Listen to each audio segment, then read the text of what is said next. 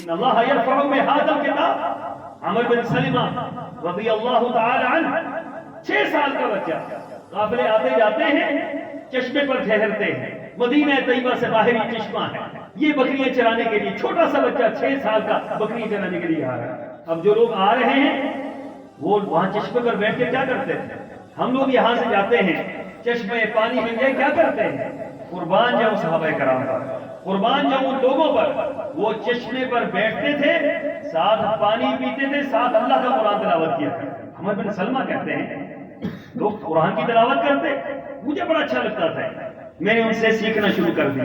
لوگ آج آ رہے، قافلے آ رہے، جو بھی بندہ آتا چشمے سے پانی پیتا، میں اس سے کہتا تجھے کوئی قرآن کی آیت آتی ہے؟ وہ کہتا ہاں مجھے آتی ہے۔ اچھا مجھے بھی سکھا دو۔ جذبہ دیکھیے، اب تو مسجدوں میں کہا جاتا ہے آ جاؤ پڑھنے کے لیے، کوئی آنے کو تیار ہے۔ اب کہا جاتا ہے بہترین تعلیم ہے، آ جاؤ اس کو سیکھنے کے لیے، کوئی آنے کو تیار نہیں ہے۔ وہ کون لوگ تھے کہ جنہوں نے کہا ایک آیت کے لیے پورا دن عمر بن سلمہ بیٹھے رہتے؟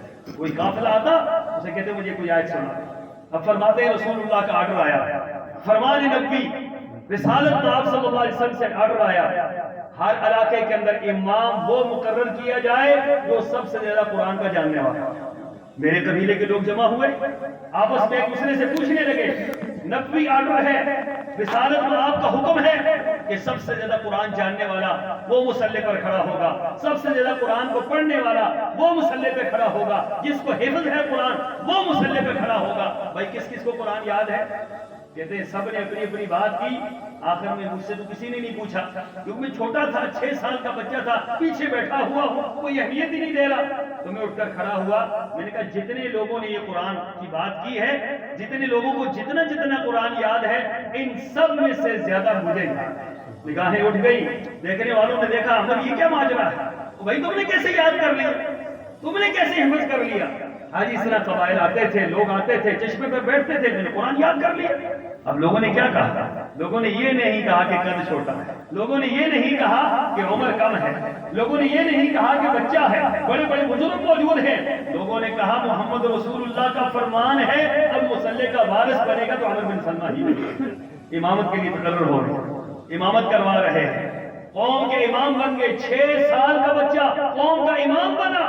فرماتے تھے لوگوں سنو، یہ قوم کا جو میں امام بنا ہوں، میں اپنی وجہ سے نہیں بنا، اللہ کے قرآن کی وجہ سے بنا، میری کوئی صلاحیت نہیں تھی۔